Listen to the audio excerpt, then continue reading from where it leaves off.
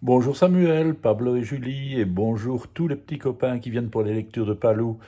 Aujourd'hui, on va parler des grands-parents, et plus spécialement des grands-mères. Est-ce que vous avez une grand-mère formidable, vous? Oui? Tant mieux, parce que Basile, c'est son cas. Vous allez voir.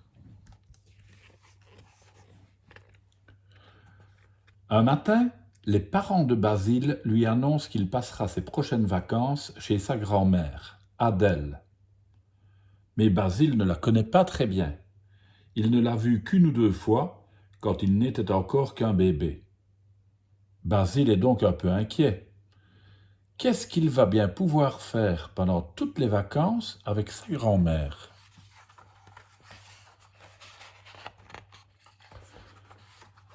Heureusement, dès que Basile en parle à sa voisine Luna, elle le rassure. Tu en as de la chance. Moi, j'adore passer mes vacances chez ma grand-mère. Elle me fait des montagnes de crêpes avec de la confiture de fraises. Elle me lit un tas d'histoires le soir pour m'endormir. Elle me laisse dormir très tard le matin et m'apporte le petit déjeuner au lit sur un plateau. Elle m'emmène voir les canards du lac pour leur donner des petits bouts de pain dur. Et la dernière fois, elle m'a même tricoté un gilet. Ma grand-mère, c'est une vraie grand-mère. Grâce à Luna, Basile est impatient de revoir sa grand-mère Adèle. Il salive à la pensée des bonnes crêpes à la confiture. Il met de côté ses livres préférés pour ne pas oublier de les emporter. Il espère que cette super grand-mère saura aussi réparer sa peluche trouée.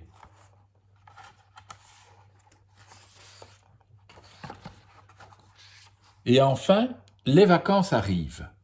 Basile n'a pas le temps de poser sa valise que Mamie Adèle le serre très fort dans ses bras. Comme je suis contente que tu sois là. Tu vas voir, on va bien s'amuser tous les deux. Pour le déjeuner, Mamie Adèle lui sert une salade verte et un sandwich au pain complet. Mais aucune crêpe à la confiture. L'après-midi, sa grand-mère l'emmène faire du vélo autour du lac. Mais il ne s'arrête même pas pour dire bonjour au canard. Mamie Adèle propose ensuite à Basile d'aller faire quelques longueurs à la piscine, puis de rentrer à la maison en roller avant de disputer une partie de badminton dans le jardin. Le soir, Basile se couche sans que Mamie Adèle ne lui lise la moindre histoire. Décidément, sa grand-mère ne ressemble pas du tout à celle de sa voisine Luna.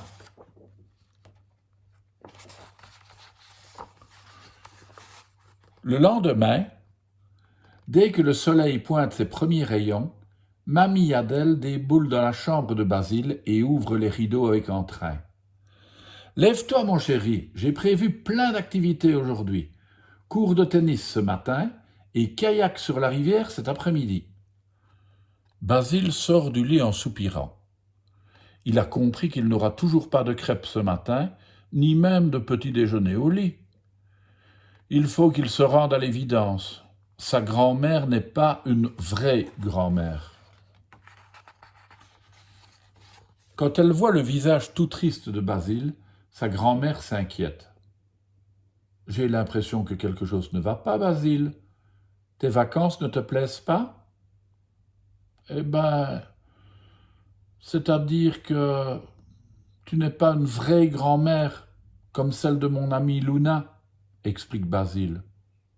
Comment ça? S'exclame Mamie Adèle tout étonnée.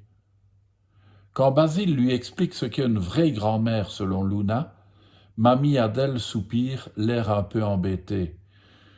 C'est que moi, je ne sais pas faire de crêpes, ni de confiture, ni lire des histoires, ni tricoter, mais je veux bien essayer. C'est vrai? Demande Basile plein d'espoir. Vrai de vrai, répond sa grand-mère en souriant. D'ailleurs, on va commencer tout de suite. Tu m'aides à préparer la pâte à crêpes? Mamie Adèle n'a pas menti. Elle ne sait pas cuisiner les crêpes. La plupart restent collés au plafond de la cuisine, tandis que les autres s'échappent par la fenêtre pour atterrir dans le jardin.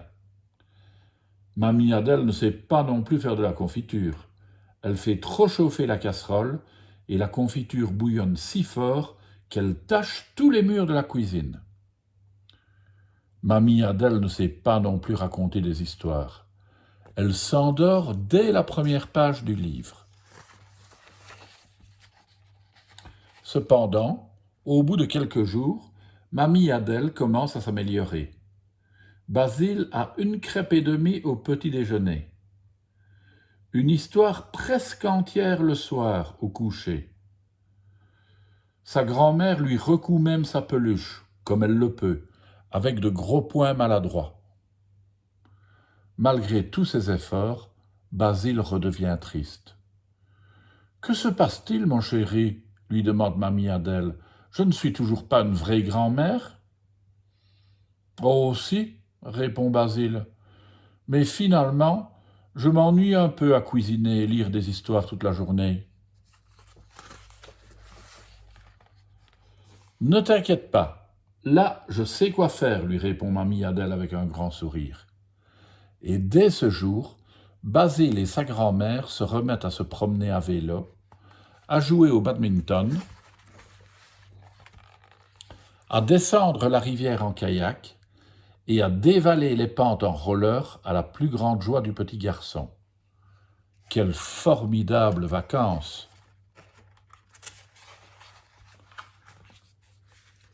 Et quand il rentre chez lui, Basile n'a qu'une hâte, tout raconter à sa voisine. Luna n'en croit pas ses oreilles.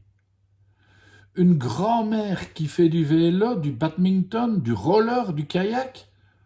Ça, c'est une vraie grand-mère, dit-elle impressionnée. Et aux vacances suivantes, quand Luna retourne chez sa mamie, elle lui demande de faire une descente en kayak. Ça devient de plus en plus difficile d'être une vraie grand-mère, se dit la mamie de Luna en pagayant comme elle peut au milieu des rapides. Voilà. Et alors, vous, avec vos grands-parents, vous faites quoi? Des crêpes, du kayak, du badminton, du roller? Ou vous allez voir les canards? De toute façon, c'est toujours gai. À demain, les enfants.